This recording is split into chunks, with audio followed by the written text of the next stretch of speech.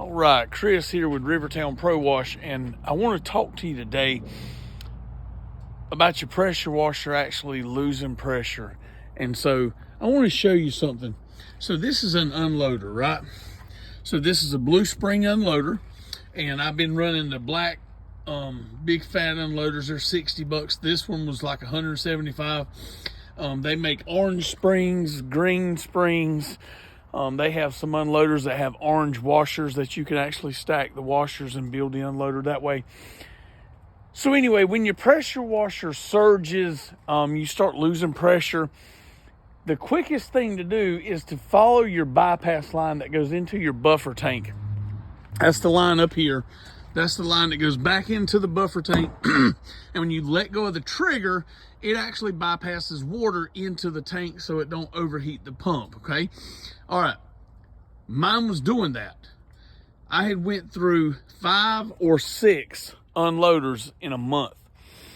Finally, I had my belly full. I could not figure out what was causing the problem, okay?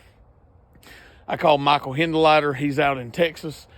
And I said, Michael, what could it be? He said, man, you've got a restriction problem somewhere. So when I would pull the trigger and actually go to wash something, I was literally showing 3,500 PSI on my pressure gauge. But what was coming out the end of the gun was probably less than 1,000 PSI. Couldn't figure it out, man. I was at my wit's end. Michael said, you have a restriction problem somewhere between this hookup right here and this hookup right here. Somewhere in this mix, you got a restriction problem. So the pump is trying to pump 8 gallons a minute, and it has to pump 8 gallons a minute. It don't have a choice in the matter. It's not like the pump can wake up tomorrow and say, well, I just want to pump 5 gallons a minute. It's an 8 gallon a minute pump. That's what it has to pump. So when I had a restriction in this line, it would actually create a bypass at the same time, making me believe the unloader was going bad.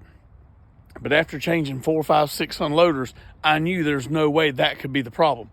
So here's what I wanted to do this video on today. And man, when you see what caused my problem, it's going to shock you as much as it shocked me.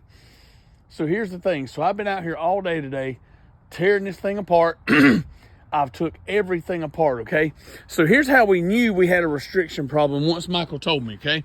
So we come here, we actually unhooked the line from here. We actually took this off, and we did a direct hook to here.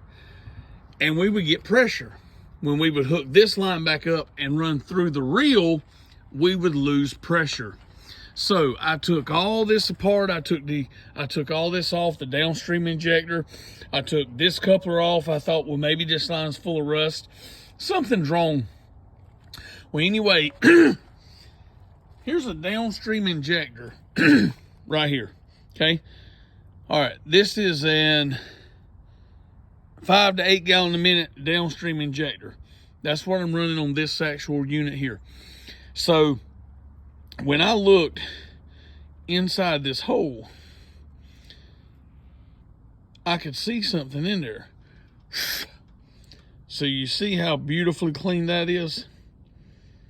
When I looked in the hole of that one right there, this one, it was stopped up. And so I'm out here working on it, and I can see something's in that downstream injector. So if you'll take a 10 millimeter wrench, you can actually take this off. Let it zoom in and focus a little bit here. It's probably not going to. Maybe it'll focus, I don't know. But anyway, it's bad out of focus. But this will come off with a 10 millimeter. There's a spring and a ball in it. And I thought, well, something's wrong with the spring and the ball.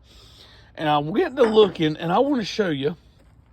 So here in my hand is the actual thing. That little thing, you can see how little that is, right? What is it? I don't know. It's a rock. Let's see what it is. Actually, I'll be honest with you, I don't know what it is, but it's that little thing right there. So it's right there. That little thing right there. That little teeny thing sitting on my rail. I know my trailer looks rusted up and bad. It gets used. But guys, that was actually in my downstream injector. That was my restriction. That little teeny thing shut this whole unit off where it would not pressurize. So guys, if you changed your unloaders and you're still bypassing, you can't figure it out, a word from Mr. Michael Hindeleiter: there's a restriction problem somewhere. Find it, fix it, and go back to work. From Chris Johnson at Rivertown Pro Wash, I hope this video helped you in some way. This was the most informative thing I've learned in the last 4 years. This was a game changer just to learn. That little teeny thing helped me, and I'll never forget it. So guys, wash on, and y'all have a wonderful 2023. See ya.